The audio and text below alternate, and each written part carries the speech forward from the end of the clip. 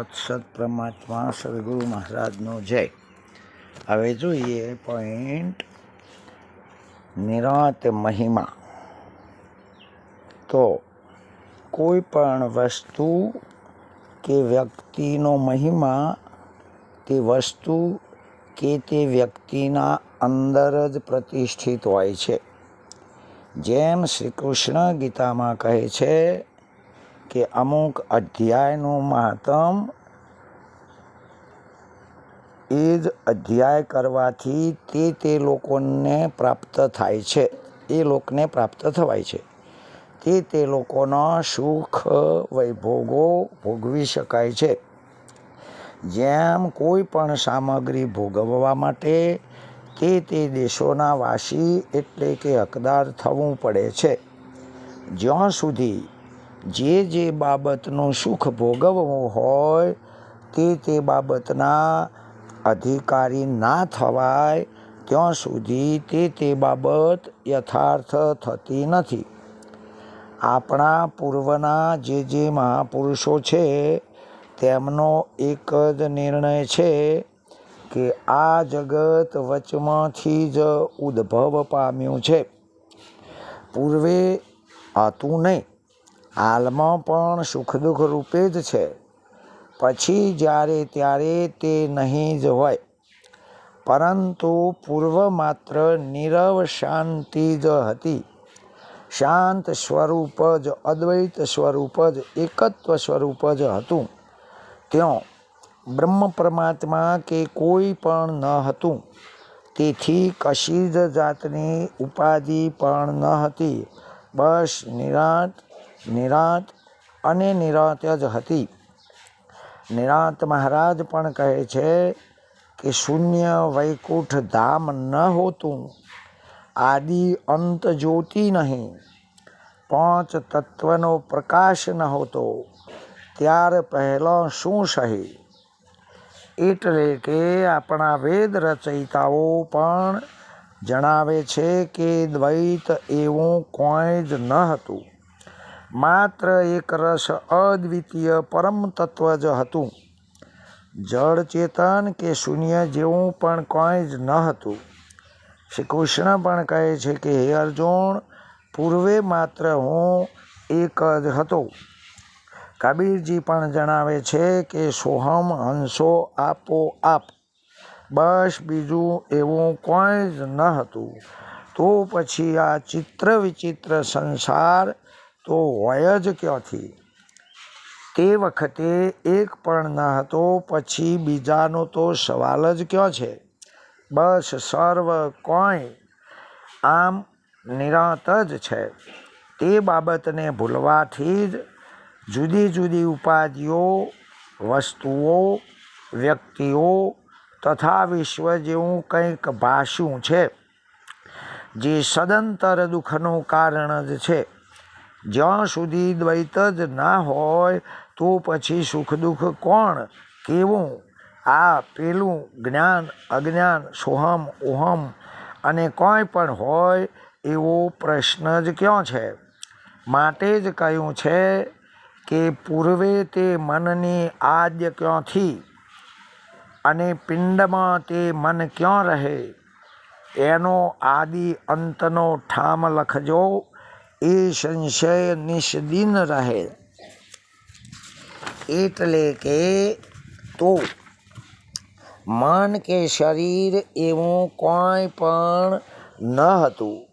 વળી જે અદ્વૈત હશે એમાં તો કોઈ કલ્પક જ ના હોય. તો પછી આવી કલ્પના તો કોણે તથા કઈ રીતે પણ કરી હોય?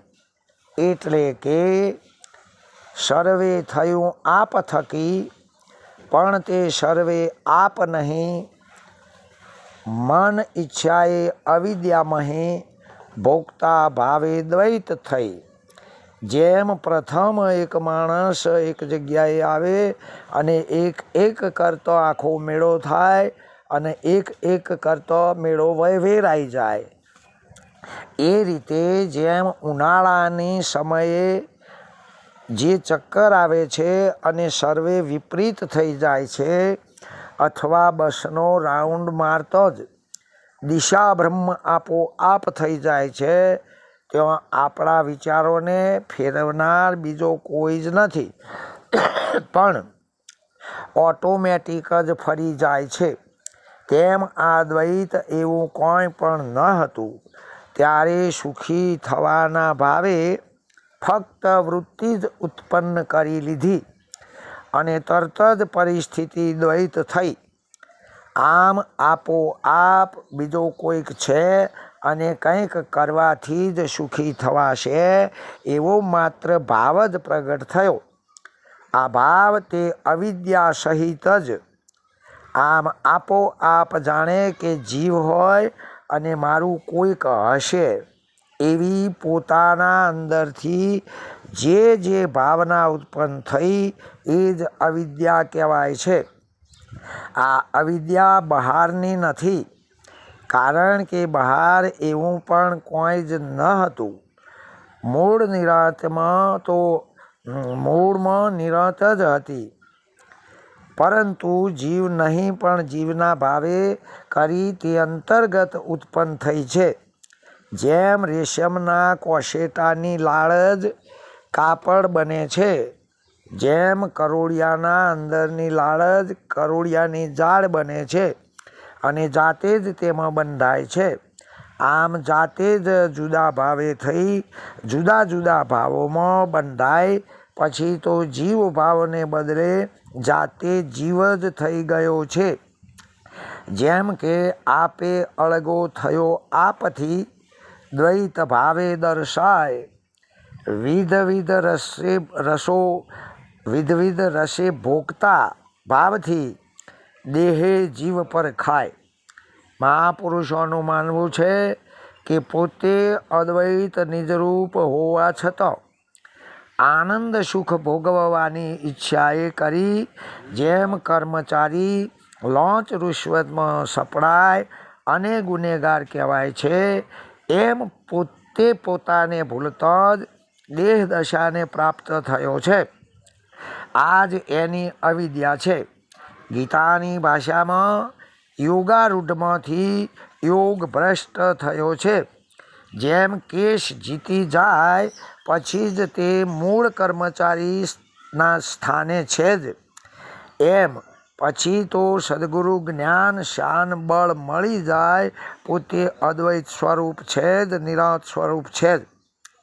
બાકી વરસાદનું પાણી જ્યારે મૂળ વાદળોથી છૂટવું પડે ત્યારે બિલકુલ શુદ્ધ હોય છે, ડિસ્ટિલ વોટર.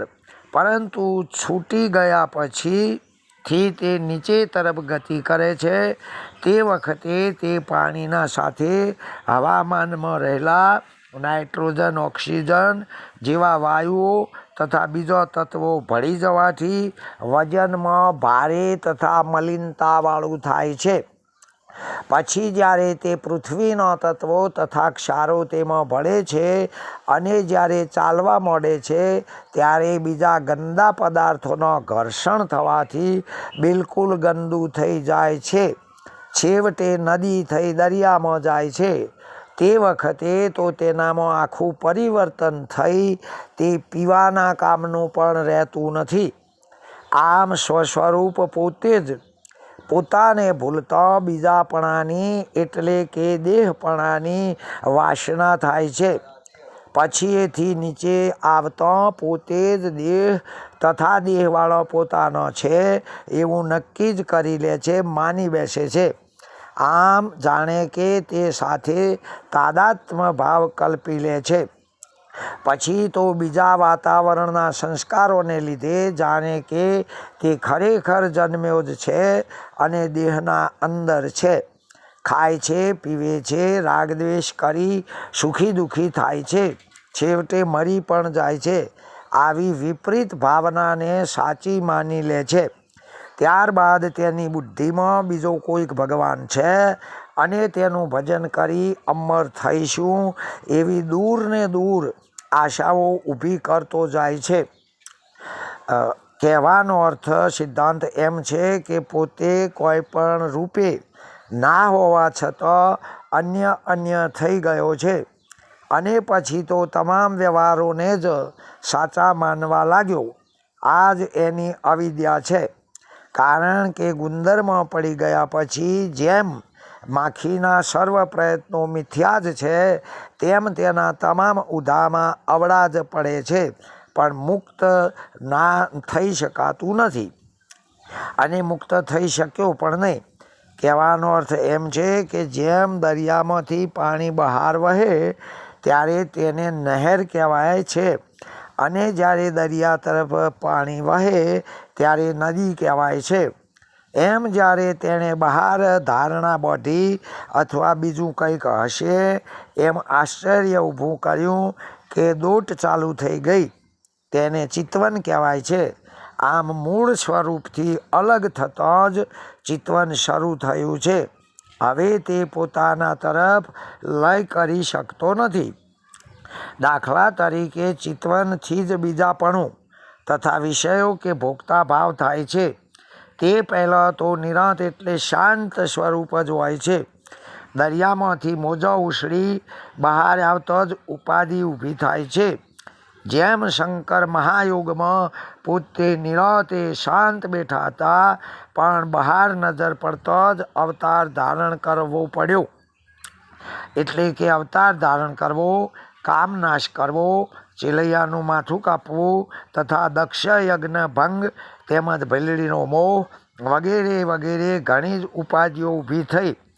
વિષ્ણુ નિરાંત સ્વરૂપમાંથી જ બહાર નીકળતા જ અર્થાત શાંત સ્વરૂપથી બહાર નીકળતા અવતાર કાર્ય, પાલન કાર્ય, નાગ પથારી, મોહિની સ્વરૂપો એવી ઘણી ઘણી ઉપાધિઓ ઊભી થઈ. બ્રહ્માજી નિરાંત ભૂલતા જ સર્જન કાર્ય, સરસ્વતી મોહ, પોતાનું જ ગર્ધવ મુખ છેદન તથા શિવની ટોચ ખોળવામાં લાચાર તથા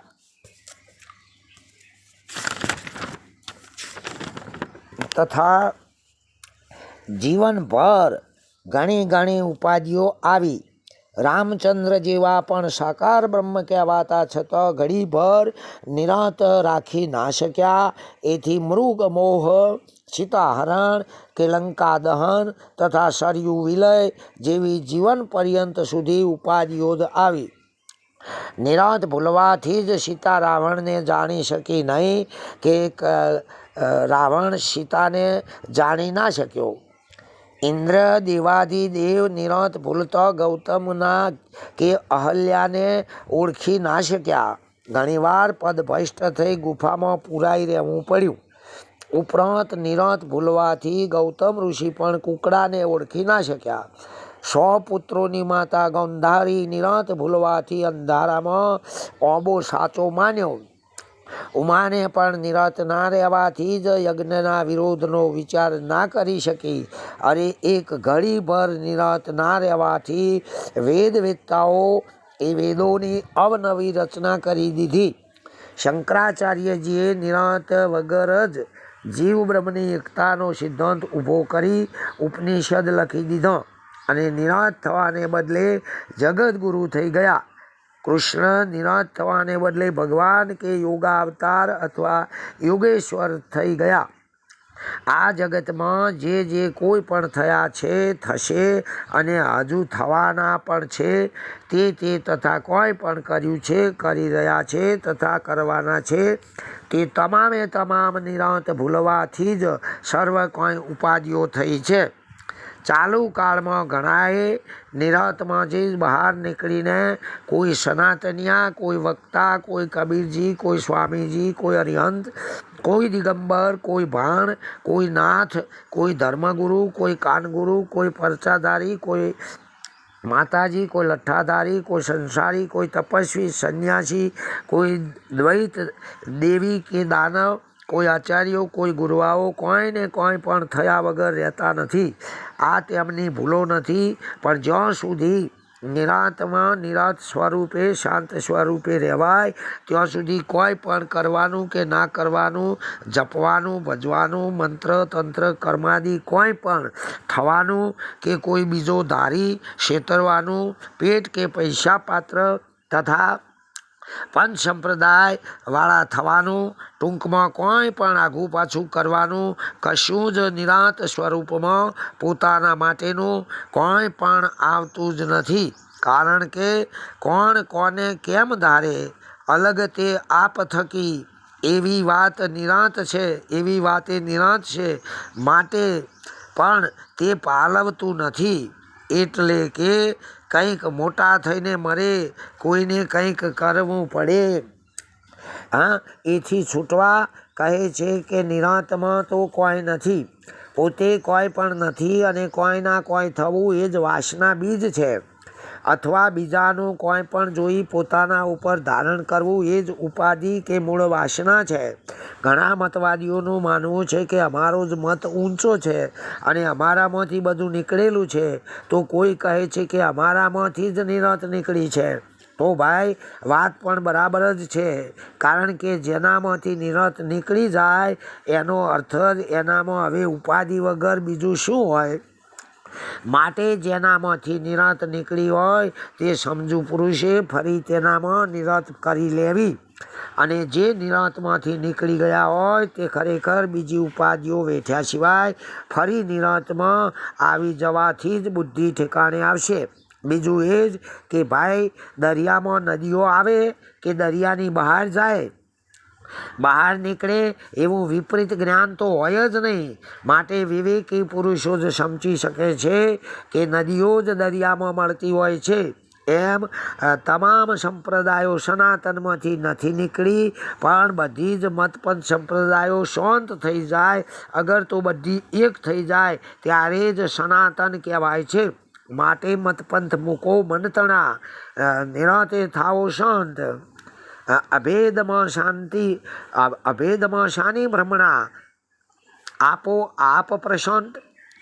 એટલે કે વણજ કરી વેપારી સાથે મેળ કરતો માલ મળે, માટે માગવું સીધા હાથે વેર બોધે શું વળે. બીજી બાજુ જુઓ તો વિશ્વના ચરાચર જીવોનું કશું જ ખોવાયું નથી, અને જે ખોવાયું છે, જે વસ્તુની જરૂર છે તેને લોકો પોકારીને માગી રહ્યા છે, પણ ડાયરેક્ટ માગતા અહમ કે શરમ આડી આવે છે. બજારમાં પણ શુદ્ધ અને ટકાઉ માલની જ માંગ વધુ રહે છે.